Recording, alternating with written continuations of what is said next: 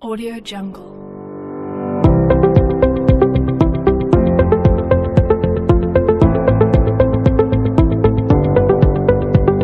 Audio Jungle.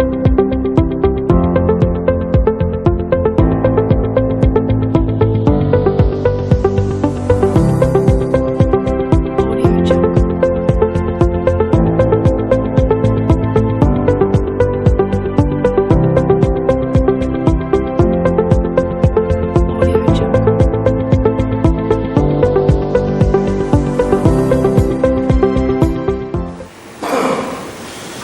Walaupun terkait dengan penataan desa ini, menurut Permendagri tentang penataan desa itu berbeda dengan yang diatur dengan PP 43 2014. Yakni perbedaan tersebut pada bagian penetapan desa yang tidak menjadi objek pengaturan Permendagri tentang penataan desa. Hal ini dikarenakan Undang-Undang Desa dan PP 43 tahun 2014 sudah secara tegas menegaskan penataan desa diatur dengan peraturan daerah. Maka dari itu, melalui kesempatan ini sebelum ditetapkannya Perda penataan desa ini, maka kami mengundang perwakilan desa di setiap kecamatan yang ada di Kota Ngado ini. Adapun harapan kami terkait dengan ini, kami dari Komisi 1 awal lahirnya inisiatif kami ini karena menindaklanjuti aspirasi masyarakat terkait adanya beberapa desa yang ingin memekarkan desanya. Namun yang menjadi alasan utama persyaratan untuk pemekaran desa atau kecamatan itu tergantung dengan adanya harus ditetapkan batas desa. Prakasa dari masyarakat desa tersebut. Ini dua hal yang harus dijadikan acuan pemerintah daerah di dalam melakukan pembentukan maupun perubahan status desa. Nah, khusus untuk yang penghapusan, saya kira yang diatur dalam Permendagri kemudian di dalam ini itu saya kira menjadi domain pemerintah pusat. Kita tidak punya kewenangan, hanya secara artinya pemerintah daerah sifatnya di sini hanya sebagai subjek yang pasif karena kebijakan dari pemerintah pusat terkait dengan kepentingan strategis nasional itu bisa saja menghapus sebuah desa. Misalnya di Kecamatan Giliran hampir satu desa dihilangkan, hanya beberapa saja untuk kepentingan strategis dalam bentuk pembangunan bendungan Giliran. Itu yang terpenting tentunya adalah bagaimana meyakinkan pemerintah pusat dalam hal ini bahwa wilayah yang kita maksudkan ini betul-betul strategis dan bersifat khusus. Saya tidak berhenti dijelaskan juga Pak Desa Basora terkait bagaimana proses rencana naskah teknik terkait dengan wilayah Basora.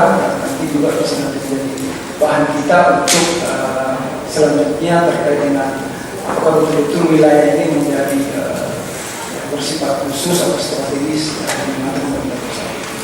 Baik Bapak sekalian, mungkin itu tambahan dari kami. Mudah-mudahan nanti bisa berkembang di diskusi.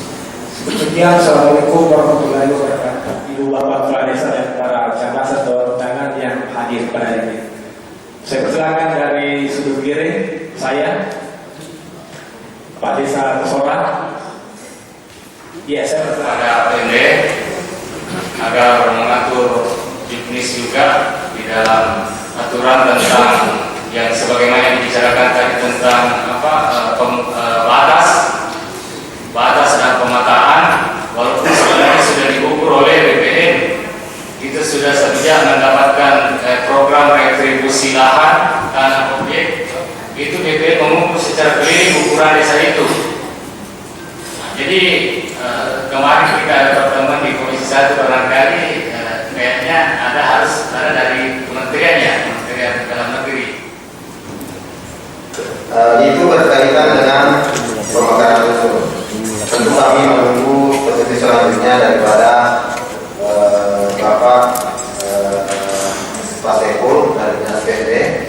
Kemudian yang kedua terkait dengan dana PP.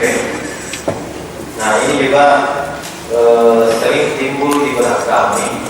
Sebenarnya ini dana PP ini sebenarnya sampai di mana kewenangan desa dalam hal kalau kita berbicara tanah.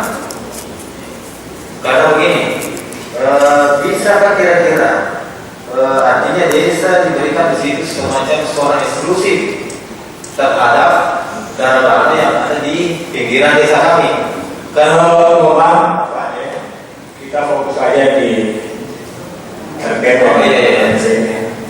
Ya, jangan ke desa kabupaten saja tidak punya kewenangan tanah untuk banyak provinsi. Jadi kita fokus saja di saya sudah tahu jawabannya.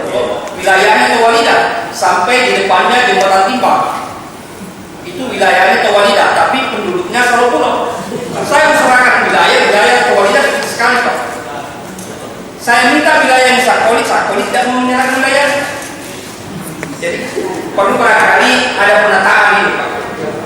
kita kalau penataan wilayah ini pada batas kalau bisa serentak supaya semua desa serentak juga menganggarkan sekaligus.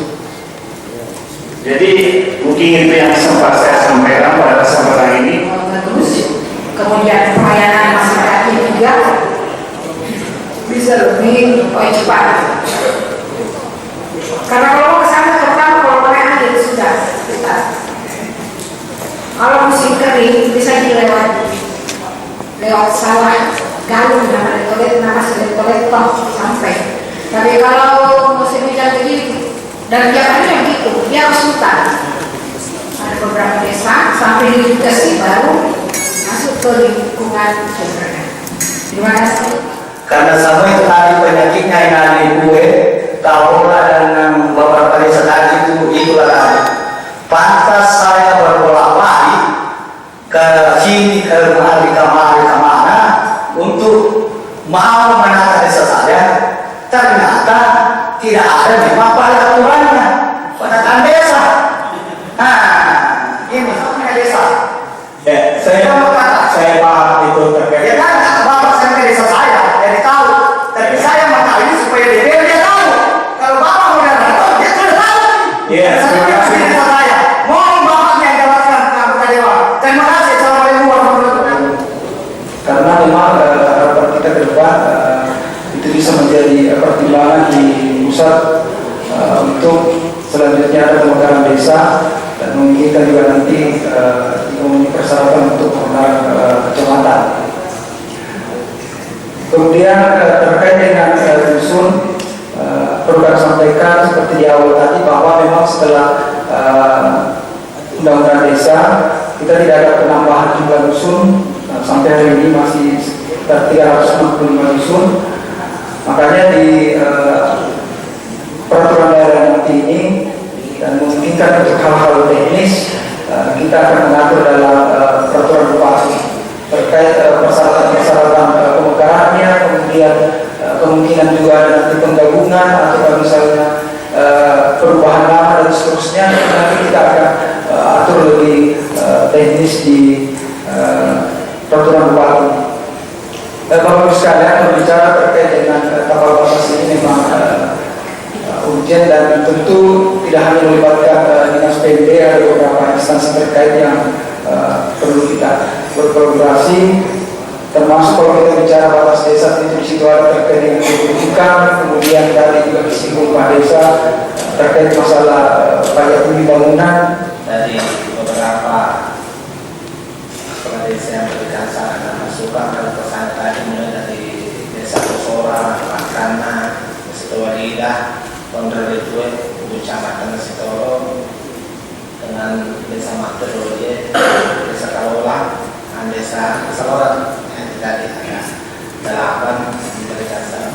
Saya kira ini memang tujuan kami dari Komisi 1 sehingga ini kita menginisiasi untuk lahirnya PT untuk menjawab segala persoalan yang dihadapi oleh desa. Adapun seperti disampaikan di sini, sebenarnya ini kita berterima kasih kepada desa Kosora sebenarnya karena awal mulanya ada kita di Komisi 1 ini untuk menginisiasi perda terkait dengan pemadaan desa itu ada karena dari Tosora kita menginginkan bagaimana Tosora ini menjadi kecamatan, karena dari segi distrik yang ada di Kabupaten Wajo ini semua distrik yang cuma sudah menjadi kecamatan, tinggal Tosora yang belum. Ya itulah awalnya, sehingga sebenarnya ini perda dari tahun kemarin karena kita usulkan perda pemetaan, kemudian ditolak, kemudian kita kembali ke penataan.